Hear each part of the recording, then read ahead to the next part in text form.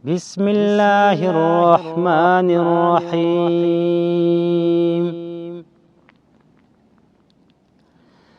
من آمن منهم بالله واليوم الآخر قال ومن كفر فأمتعه قليلا ثم أضطره إلى عذاب النار وبئس المصير. وإذ يرفع إبراهيم القواعد من البيت وإسماعيل ربنا تقبل منا إنك أنت السميع العليم ربنا واجعلنا مسلمين لك ومن ذريتنا أمة مسلمة لك وأرنا مناسكنا وتب علينا إنك أنت التواب الرحيم. ربنا وابعث فيهم رسولا منهم يتلو عليهم آياتك ويعلمهم الكتاب والحكمة ويزكيهم إنك أنت العزيز الحكيم. ومن يرغب عن ملة إبراهيم إلا من سفه نفسه ولقد اصطفيناه في الدنيا وإنه في الآخرة لمن الصالحين. إذ قال له ربه أسلم قال أسلمت لرب العالمين.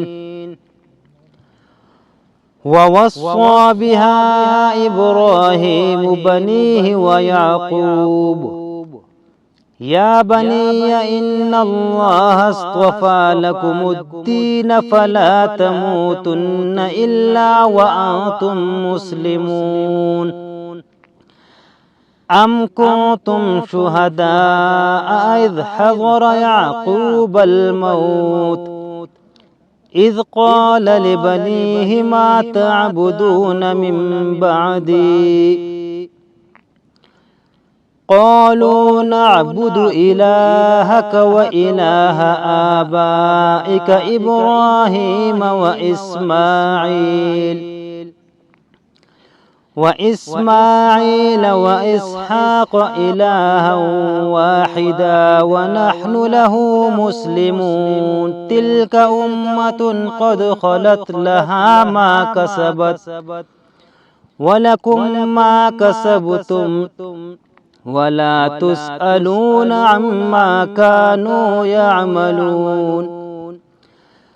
وقالوا كونوا هودا أو نصارى تهتدوا قل بل ملة إبراهيم حنيفا وما كان من المشركين. قولوا آمنا بالله وما أنزل إلينا وما أنزل إبراهيم وإسماعيل وإسحاق ويعقوب والأسباط وما أوتي موسى وعيسى وما أوتي النبيون من ربهم لا نفرق بين أحد منهم ونحن له مسلمون. فإن آمنوا بمثل ما آمنتم به فقد اهتدوا وإن تولوا فإنما هم في شقاق فسيكفيكهم الله وهو السميع العليم. صبغة الله ومن أحسن من الله صبغة ونحن له عابدون.